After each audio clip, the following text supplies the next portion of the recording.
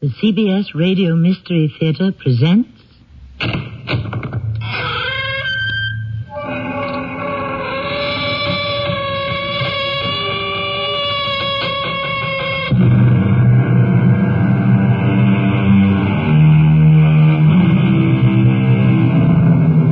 in. Welcome. I'm Tammy Grimes. This is a story of love and loss and how people deal with them, or fail to deal with them. There is hardly a more powerful emotion the human psyche can support than love. When love is lost, there is no greater tragedy it is called upon to endure. Yet no one is immune from either experience. We all love, we all lose. Most of us not once, but many times. It is a wonder that we survive. Yet somehow we do. Look, there. Straight out over the water. You see them? One just dipped down to catch a fish. What kind of birds are they? See what long wings they have. Those are Manx shearwaters, the first I've ever seen migrating. Now, those must be the grown birds, the adult ones. Where are the little ones? The babies and the children? Oh, they've been left behind. All by themselves? Alone? By themselves? Don't worry. They'll catch up. How can they? With nobody to show them, they won't know how.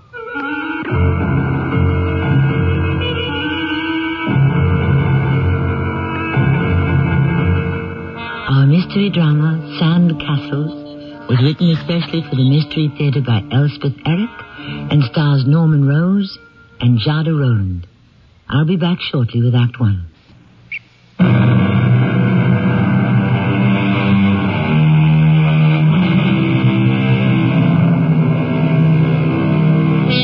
We were speaking of love and loss, the joy that exists and the pain that follows.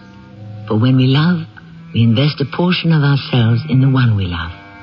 And when that loved one is lost to us, a bit of ourselves is torn away, set adrift, as it were, with no home, nothing to which it can attach itself.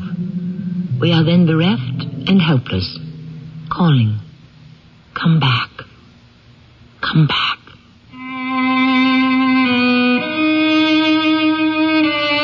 I'm Jeremy Denham. 2 years ago, I was forcibly retired because of age from my teaching job. Last year, my wife died. My children live at a distance with families of their own. What to do with myself? It was with relief that I turned to my enthusiasm of many years, bird watching, with particular interest in shore and water birds and their fascinating migrations. Now, there was a bird sanctuary on an island not too far away, and I had the name of its caretaker, Ralph Poole. I wrote to him, and as soon as I arrived on the island, I strolled down the beach to seek him out. Before I could reach him, I saw a girl. "Good afternoon. Lovely day. What are you doing?" That was a silly question, wasn't it? "You're building a sandcastle. Anybody can see that. Do you mind if I sit down for a minute and watch you?" If you want to, I don't mind. You're making the moat now, aren't you? Every good sandcastle has to have a moat. The sea comes in later and fills it up. I remember how it was. Yes, I built a lot of sandcastles when I was young. Oh, much younger than you. It was being on the beach so much when I was little that got me interested in birds. That's my avocation, my hobby. Especially shore and water birds. Well, I'm here now because this is about the time when most of them start their migration to the south for the winter. Oh? It's about time for the lesser yellowlegs to start for Martinique. Is it? 1,930 miles. And they do it in 6 days. That's 322 miles a day. Not bad. I guess not. Look, they're straight out over the water. One just dipped down to catch a fish. I think they're shearwaters. They look like seagulls. No. You see what long wings they have. I believe those are Manx shearwaters, the first I've ever seen migrating. Those must be the grown birds, the adult ones. Where are the little ones? Oh, they've been left behind. All by themselves? Alone by themselves? Don't worry, they'll find their way. How can they? with nobody to show them. Now, don't be upset. It's not unusual among birds. The shearwaters hatch their chicks in dark burrows up north and spend all their time fattening them up. The chicks get so chubby that when it comes time to migrate, they can't get out of their burrows, and their parents simply go off and leave them. What happens to them? They go on a diet. You mean that? Till they slim down, and their tail feathers grow, and then they squeeze themselves out of the burrow and they head out to sea. How do they know where to go? Well, I wish I could tell you, but I can't. I don't know. Nobody does. But these youngsters will locate the ocean and find food and fly over the sea for hundreds and hundreds of miles, all on their own, with no one and nothing to guide them but their own instinct.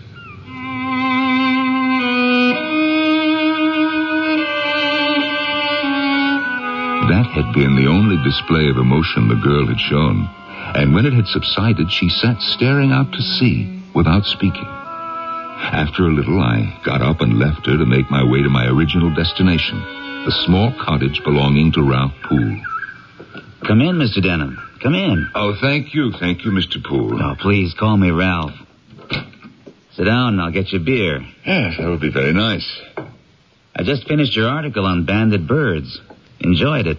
Well, of course, there's nothing definitive about it. All the same, every little bit of information helps. Here's your beer. Oh, thank you. So, you're here to watch the migrations, you said in your letter. Yes, and I'd like your permission to wander over your sanctuary. Consider it done. I'm just here to keep the hunters out. Any bird watcher is welcome. Oh, that's very kind of you. You're a little early for the barn swallows. I may still be here in September when they take off. No, I haven't the least idea where they go. South America. Brazil, Bolivia, Peru, all over. I didn't know. Oh, then you're not a dedicated bird watcher, I take it. I'm a dedicated poet. Wow, you don't say. No, not the simplest way to make a living. I should think not. Somebody wangled this job for me. No rent, a garden of sorts out back, fish from the ocean. I make out pretty well. Every now and then I sell a bit of verse to some obscure publication. It's a good life. Not lonely? If it is, I don't mind it. There aren't tourists. Not that I spend much time with them. Then there are the birds. So you don't suffer from loneliness? Well, now and then I have a visitor like yourself. And then there's the girl. She's here every day. A girl with red hair, eyes the color of pale jade? Yeah, that's Maureen. Maureen Hart, her name is. Yeah, I saw her on the beach. Talked to her for a couple of minutes. This is about the time of day she arrives. Every day? Every day. Doesn't sound as though she came to see you. She comes to build a sandcastle. Every day? Every day. Huh. Well, that's what she was doing when I stopped to speak to her. You know, a very elaborate sandcastle with turrets and battlements. No, she always builds the same one, in the same place. Huh. Who is she?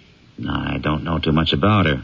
She's not very communicative. Yes, I noticed. I tried to talk to her about birds, my favorite subject, and the only time I got a definite reaction from her was when I told her about the Manx shearwaters. I thought I saw a flock flying over. She's interested in shearwaters? I didn't know she was interested in any of the birds. It was when I told her that the adult shearwaters often start their migration ahead of their offspring, leaving them behind in the Canadian burrows where they were born. She's interested in that? No, she got sort of agitated, wanted to know how the young birds would know where to go. I'd like to know that myself. Well, so would I. You mean nobody knows? Yeah, instinct is the best answer anybody's come up with. But, listen, tell me more about this girl who builds sandcastles. Her mother works in town, behind the counter at a pizza parlor. I think Maureen helps out now and then. Actually, beyond that, I don't know very much. Pizza parlor, you said, where the mother works. It's the only one in town. Her name is Eleanor Hart. Let me know what you find out, if anything. Oh, I will. I certainly will. Because I like the girl.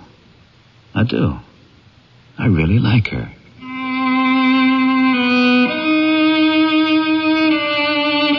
I don't quite know what I had in mind when I went looking for the mother of the young girl on the beach. Perhaps I was simply feeling lonely and out of touch with my life, and this was a way of taking my mind off my own desolation. something to pass the time. Whatever my motivation, I quickly located the pizza parlor, the only one in town, with only one woman behind the counter. Yep, what'll it be? Are you Mrs. Eleanor Hart by any chance? That's me. Yes, well, my name is Jeremy Denham. I'm just here for the summer. Oh, yeah, one of those. You don't seem to be terribly busy at the moment. I wonder if I might talk to you. What about? About your daughter. What about my daughter? Maureen, I believe her name is. Well, what about her? Well, I ran across her this afternoon, and we talked a little. About what? Well, I did most of the talking, I'm afraid. About birds. Migrating birds. Maureen don't know nothing about birds. No. That is my interest. I'm afraid that I bore lots of people with it. What were you trying to do? Pick her up? Oh, no. I'm a bit past the age for that. Yeah, darn right. Not that I'd put it past her. I beg your pardon? Anything in pants. You know. No, I don't. I really don't. Every day she runs out of here, middle of the afternoon, leaves me to run the place by myself. You think that she... She goes off to meet some man. What else? Oh, I don't think that's true. That's not true at all. How would you know? You just met her. Well, that's so, but no new thing with her. She's been doing it for years. How many years? Since she was a kid. Used to run off right after school. Didn't show up till dinner time. Wouldn't tell me where she'd been or doing what or who with. But I knew. And I know now. It's some boy she's meeting on the sly. With her, it's always a boy. Always has been. Mrs. Hart, it is not a boy. Well, by now, it's a grown man. The only man she meets is the caretaker at the bird sanctuary. There. You see? I knew it was a man. Who is he? But his name is Ralph Poole, and they hardly know each other. That's what you think. That is what I know. He told me. And you believed him? Yes. I've no reason not to. Well, he's spoken to her a few times, found out her name, your name. He's the one that told me where to find you. But that's all that has happened between them. He likes her, he says, but there is no, romantic involvement. I'm sure of that. He wouldn't have told you if there was, any more than she'd have told me. You don't know much about the world, mister. I think I do. No, he would not lie to me. Why wouldn't he? Well, because he's not that kind of a man. Look, I don't think we've got any more to talk about. Thanks for taking an interest in Maureen. She doesn't go there to meet Ralph Poole or any other man. Please believe me. No? Then what does she go there for? To build a sandcastle. To what? To build a sandcastle. Why would she do that? I don't know. That's what I'm trying to find out. It's crazy. That's what she was doing when her brother drowned. But that was 10 years ago. I couldn't find my voice to respond to what the woman said. That's what she was doing when her brother drowned, but that was 10 years ago. Had the girl been building sandcastles by the sea for 10 years? And if she had, why had she been doing it?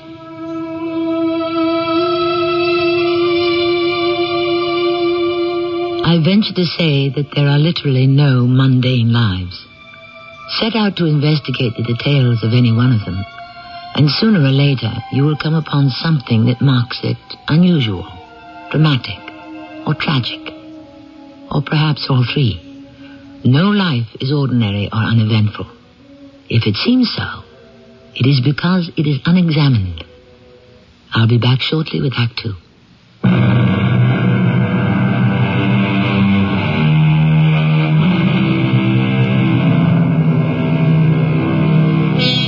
Loss is a separation. In the mysterious realm of psychiatry, there is something called a separation neurosis, where the psyche cannot bear up under the strain of separation from someone loved, valued, or simply relied upon. It fills up with terror, despair, and impotency. Perhaps, I do not really know. It has its origin in infancy, when the helpless baby is left alone by the mother with no certainty that she will ever return. Or perhaps it goes back as far as the original separation from her body.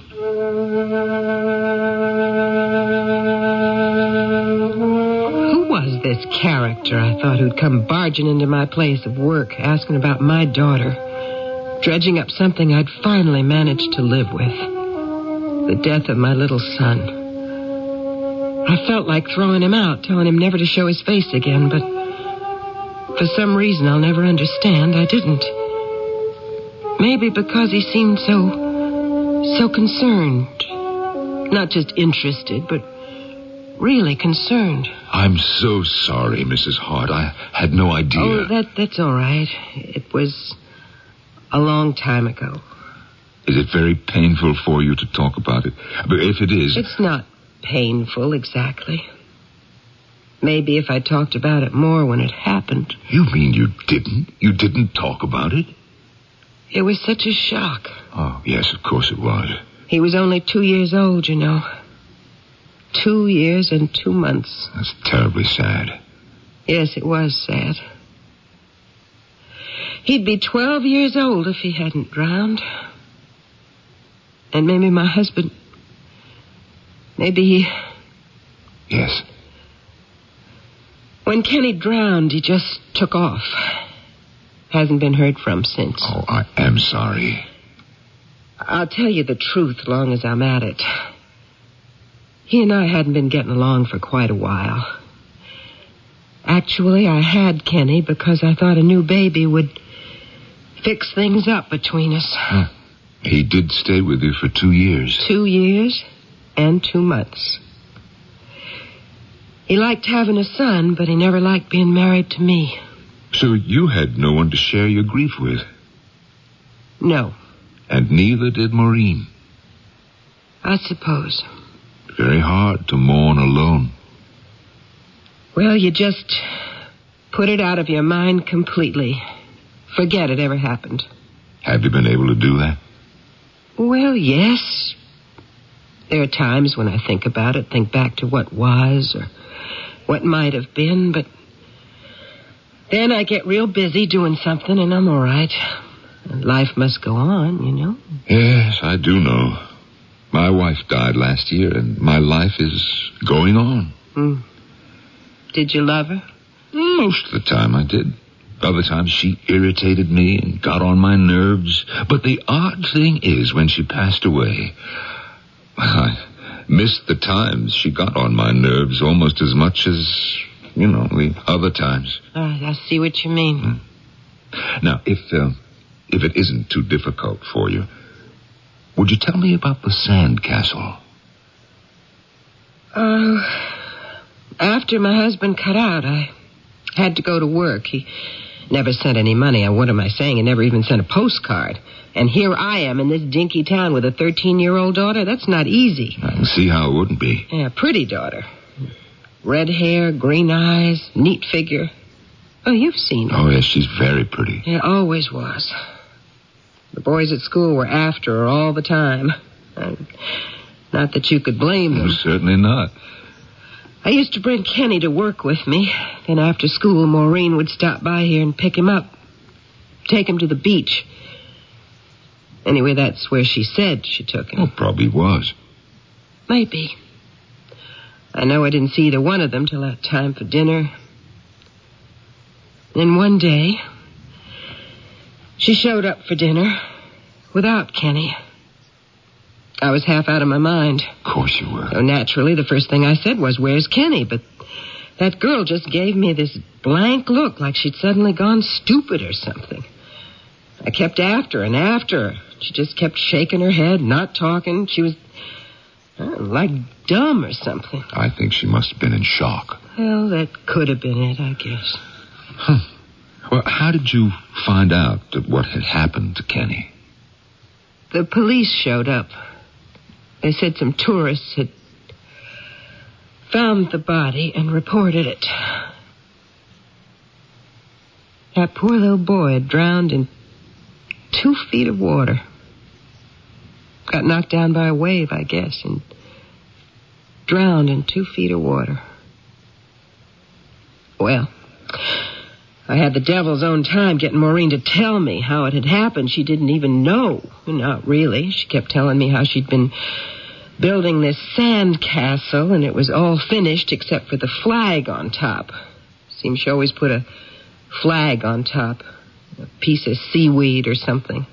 She'd gone off to look for it. When she came back, Kenny wasn't there. I don't know if it even entered her head that he might have drowned. As far as she was concerned, he had just disappeared. Oh, I am sorry for him, for her, for you.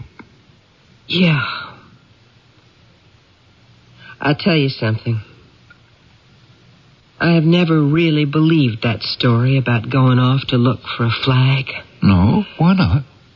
It's my private opinion she went off to meet some boy. Oh, I don't. Oh, how long does it take to find a piece of seaweed? There's seaweed all over the beach. Well, maybe she wanted something different on that particular day. Maybe. And maybe not.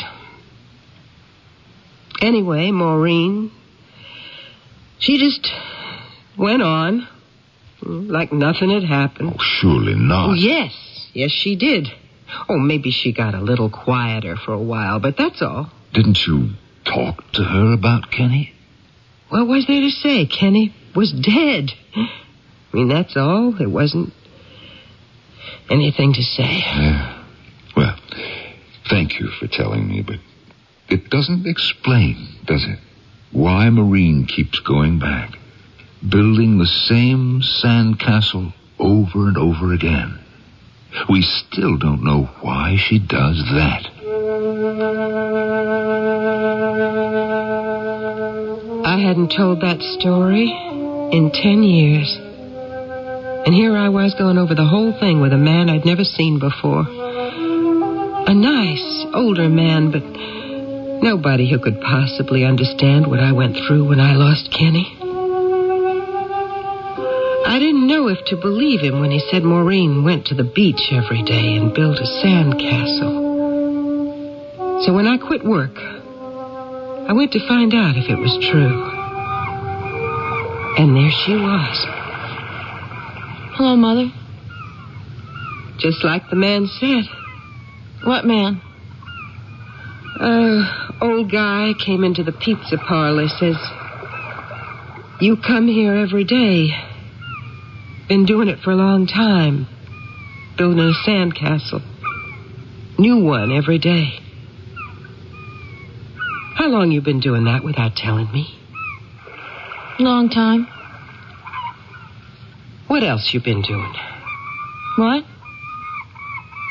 Who is Ralph Poole? He's the caretaker here. How old is he? I don't know. Married? I don't know. You ever think to ask him? Why should I? Well, didn't the subject ever come up? Why should it? Well, what do you talk about? You and this Mr. Poole. Today we talked about the tides. The tides? What did Mr. Ralph Poole have to say about the tides? It's the way the ocean rises and falls. Twice a day. It has something to do with the way the sun and the moon attract each other. I see. And this Mr. Poole, do you and him attract each other? Well, he says the reason my sandcastles get washed away is because of the flood tide. Well, you know that, don't you? Yes, I know it. Then why, for heaven's sakes, do you keep coming back and making another one? I don't know why I do that. I think maybe it's because I don't really believe it. Well, why wouldn't you believe it if you know it's so? Listen, Mother, Mr. Poole's going to show me. Show you what? How the tide comes in and washes away the sandcastle. And just when does he propose to do that? The night of the first full moon. You are going to meet this man on this beach at night? Yeah, Oh, I am. no. No, you're not. Yes, I am, Mother. You and a strange man alone on the beach with a full moon? There's only one way that'll happen, and that's over my dead body.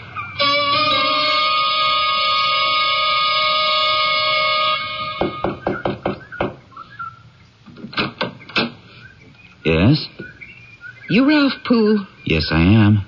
I'd like to come in, please. I'm Eleanor Hart. Oh, Maureen's mother.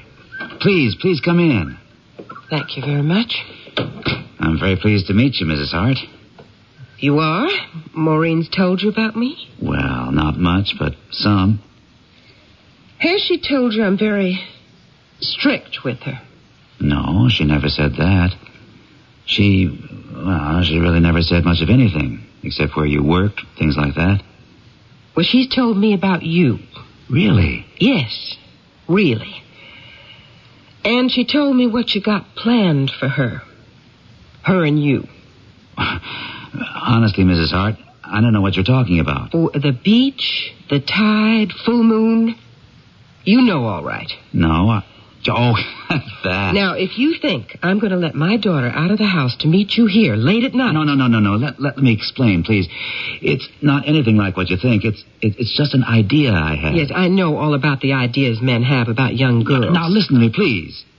Someone I know, a friend of mine, he's here for the summer. He's a bird watcher, as I am, in an amateur sort of way. He's here to watch the migration of birds. Old gentleman? Well, yes, over 60, I'd say. I've met him. He came to see me. That's how I know where Maureen goes every day. He told me. Yeah. Well, I learned from him that some birds migrate by night, which astonished me. Well, naturally, I said, how does anybody know that birds migrate by night? Who's seen them? Well, who did? Mrs. Hart, there's something called moon watching. And what's that? On the night when there's a full moon, if you set up a telescope, you have a good chance of seeing migrating birds fly across the moon. What do you think of that? You mean it? Mr. Denham told me. He's seen them. Now, I don't have a telescope, but I have some very strong binoculars. And the next full moon, I mean to go out on the beach and see if I can spot some migrating birds. What's all this got to do with Maureen? She don't take any interest in birds that I know of. Yeah, I know she doesn't. I don't even think she was listening when I told her about moon watching. But then I told her about the tides and how the flood tide washes away her sandcastles every night. And she was interested in that. Yeah, she told me. So I thought I'll combine the two things. Maybe she'll be interested in the moon watching. Maybe she won't. But she'll be there when the tide comes in and washes away her beautiful sandcastle. Then maybe she won't have to build another one. That moon watching. I'd kind of like to see that myself.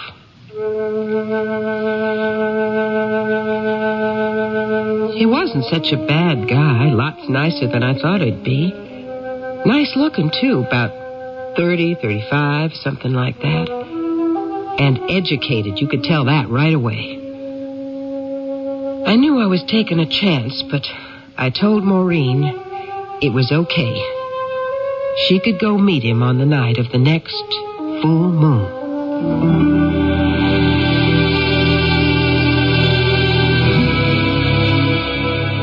I suppose we could say that our young heroine is acting under a compulsion.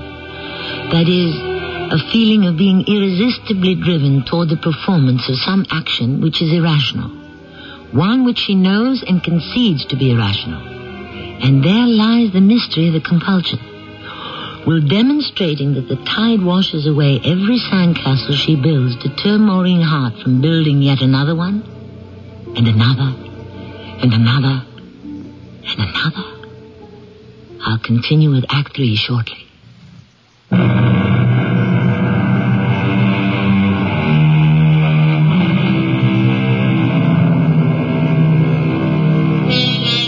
There are three people puzzled by Maureen Hart's daily, continuing construction of a sandcastle on the beach. Jeremy Denham, an elderly retired professor and an avid bird watcher. Ralph Poole, caretaker of the bird sanctuary. And Eleanor Hart, Maureen's mother. While each would like to unravel the secret of the girl's obsession, it is the history of compulsions that no outsider can influence or alter what the compulsive person does not comprehend but simply obeys.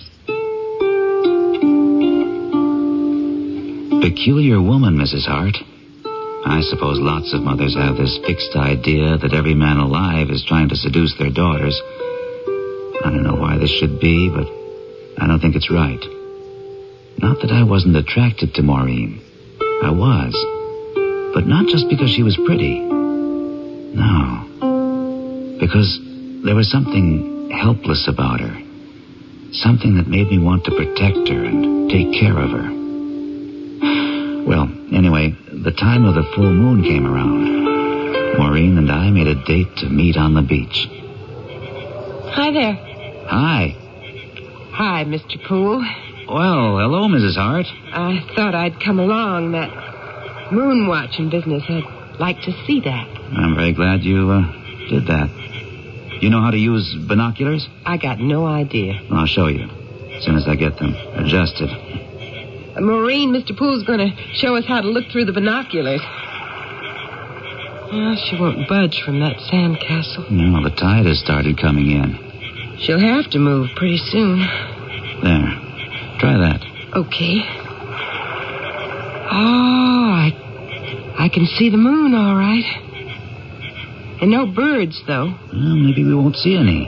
You have to be lucky. Wait. Huh? Listen. Oh, I hear it. Well, if we're lucky, some of them will fly right across the moon. Oh, I hope so. I do hope so. There they are. There they are. Oh, let me look. I think they're Wilson's Oh, petrels. let me look, please. Here. Where's Maureen? Oh, I see them. I see them. Maureen? I'm here. You missed the great sight. The tide washed away my sandcastle. Well, you knew it would do that. Yes, I knew, but... Maureen, where were you? You missed the whole thing. First we heard them, then we saw them flying across the moon. Where is he? Mr. Poole even knows what kind of birds they were, and you missed the whole thing. Where is he? Tell me where he is.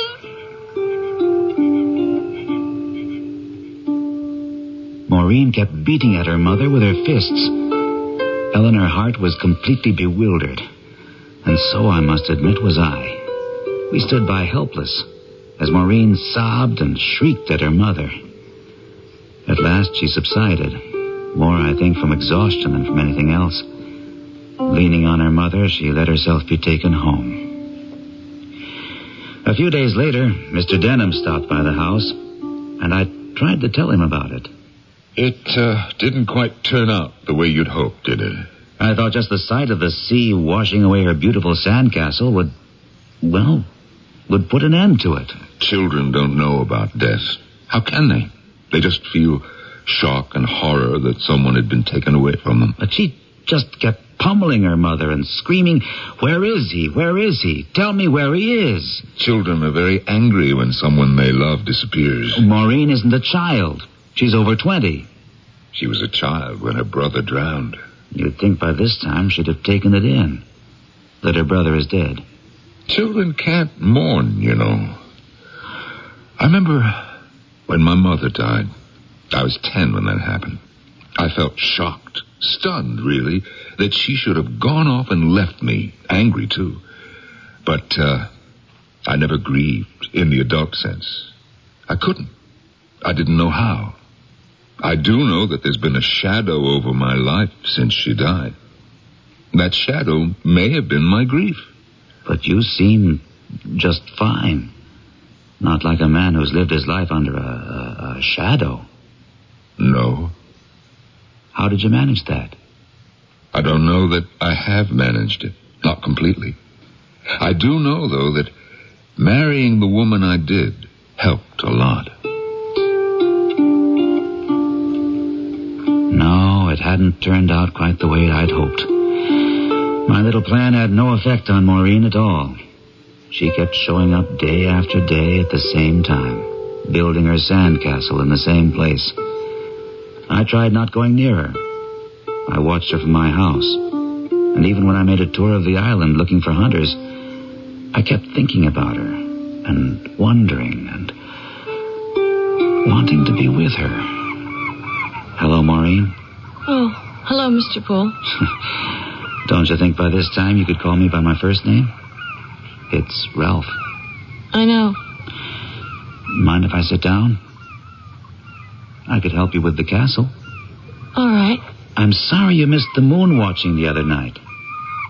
Mother said it was very exciting. We should have a drawbridge across this moat, don't you think? I don't know how to build one out of sand. I'll think about it.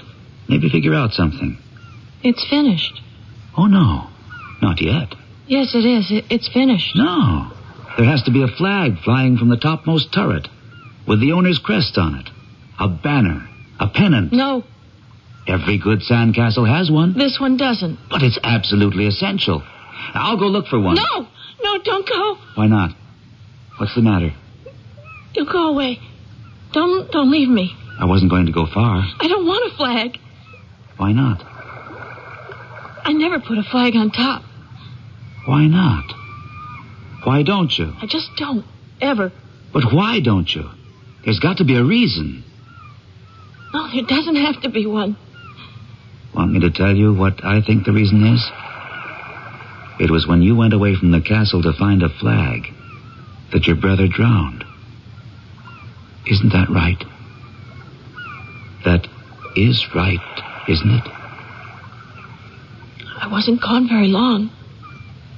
I didn't go very far. I know that. But when I came back, the sea had gobbled him up. I understand. He was just gone. I didn't know for a long time that he had drowned. That he was dead. That I'd never see him again. You still don't know it. Oh, yes. I know it now. My mother told me. No, you don't know it. That's why you keep coming back here and building a sandcastle. You go through the whole thing over and over again. You do it all except the last thing, putting a flag on top. I never do that. No, you never do that. Because then your brother would drown again, wouldn't he?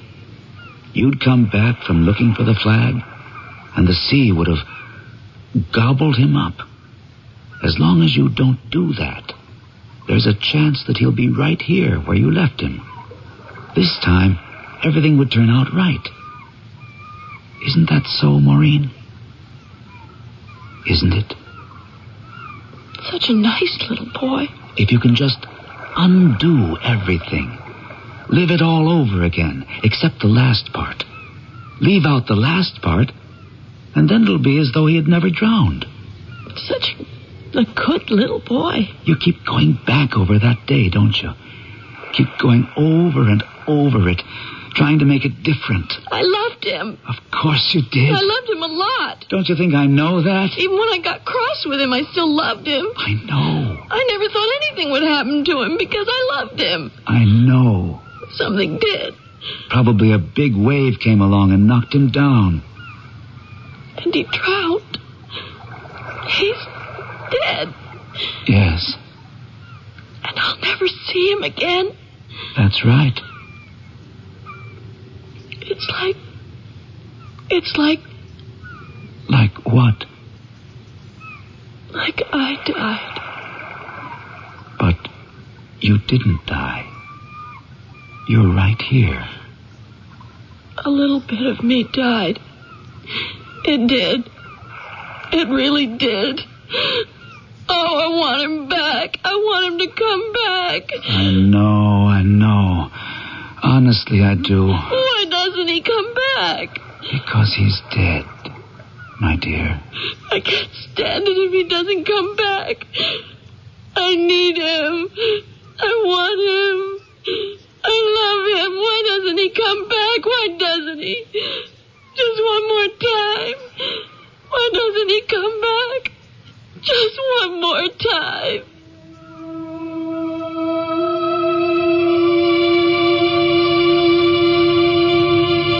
We sat on the beach for at least an hour, while the tears poured from her eyes, and I held her in my arms.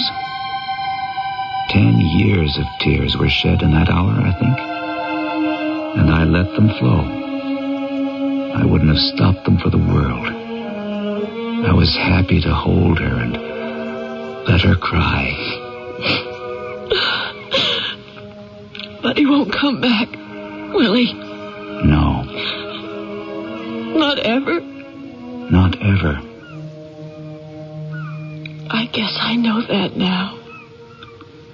Maureen, the night we spent moon watching, you and your mother and I, you sat here by the sand castle you'd built that day, and you wouldn't leave it. Now, after your mother and I had seen the petrels fly across the moon, we came back here, and your mother was a little bit annoyed with you. She kept saying you missed the whole thing. And you? Do you remember what you said? You kept beating at your mother, hitting her over and over. And do you remember what you kept saying? I think I said, "Where is he?" That's right. Where is he? Tell me where he is. Now, did you think that she could find your brother for you? I don't know. I don't think so.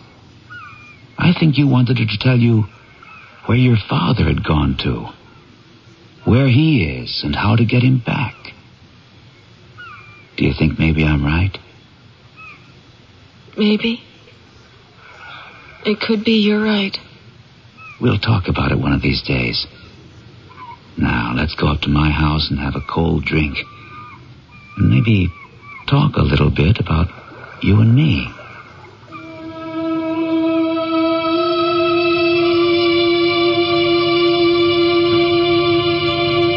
Maureen and I are married now, and she's expecting a baby.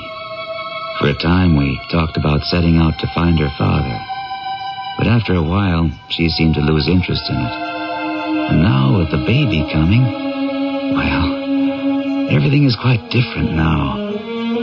I think the long period of mourning is finally over.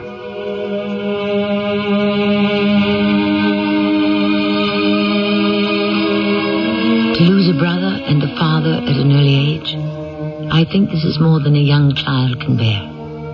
The young cannot mourn their loss. They can only feel hurt, helpless and bereft, and wanting someone to stop the hurt, remedy the loss, give back their courage. This longing can go on for a very long time. I'll be back shortly.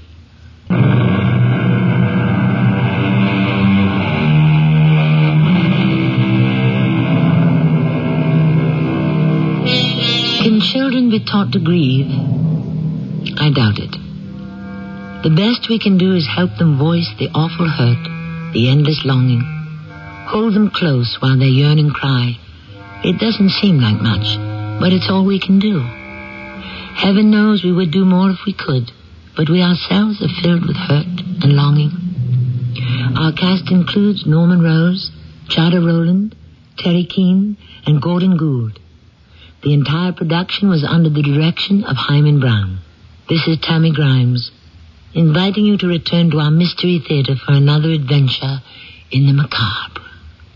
Until next time, pleasant dreams.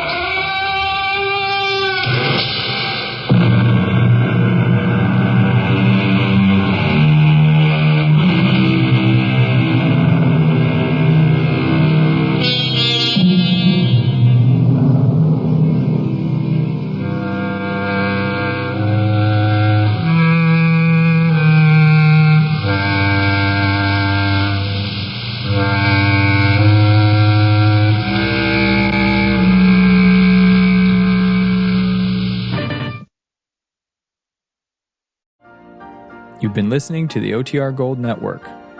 Find more classic radio at otrgold.com.